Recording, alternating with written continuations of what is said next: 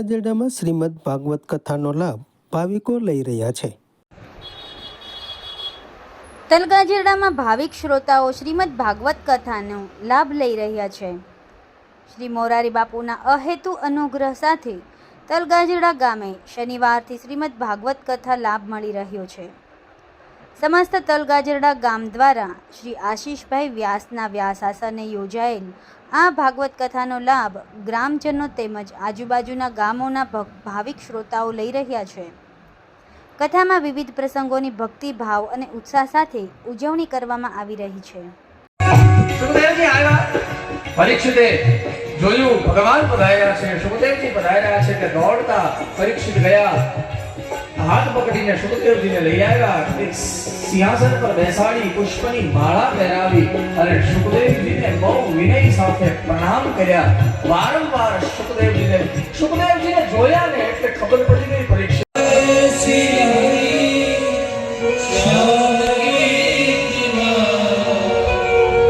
वो तो ब्रिज की कहानी हो गई, वो तो ब्रिज की कहानी हो गई. अर्षे 66 છે હજી તો માંડ થોડો સમય થયો વલોણું કરતા કરતા. આટલી વારમાં માખણ પાકે. બોલે નહીં, જેવું હોય એવું. અરે ખાટું લાગશે. ભગવાને કીધું કે તું અડી લઈશ ને તો ઈ માખણ મીઠું થઈ જશે. તું દે, બસ દે. અને રાજાજી હાથ ફેરવ્યો, જેટલું માખણ આંગળીએ ચોંટ્યું કાચું પાકું ભગવાનના હથેળી પર ઘસીને આપ્યું. ભગવાને ચાંટ્યું. હા, એક થોડા સા માખણ ખिला के वो ग्वालन, थोड़ा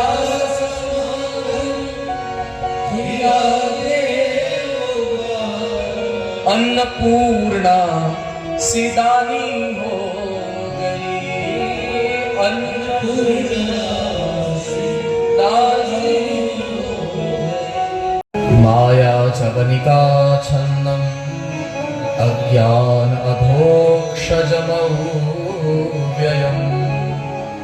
न लक्षसे मूढदृशा नटो नाट्यधरो जथा तथा परमहंसानां मुनीनां ममलात्मनां भक्ति योग विधानार्थं कथं पश्चेमहि स्त्रियः कृष्णाय वासुदेवाय देवकी नंदनाय च नंदगोपकुमाराय गोविंदाय नमो नमः.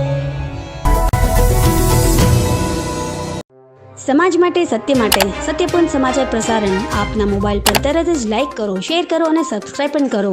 અને હા, ઘંટડી વગાડવાનું ન ભૂલશો. આભાર.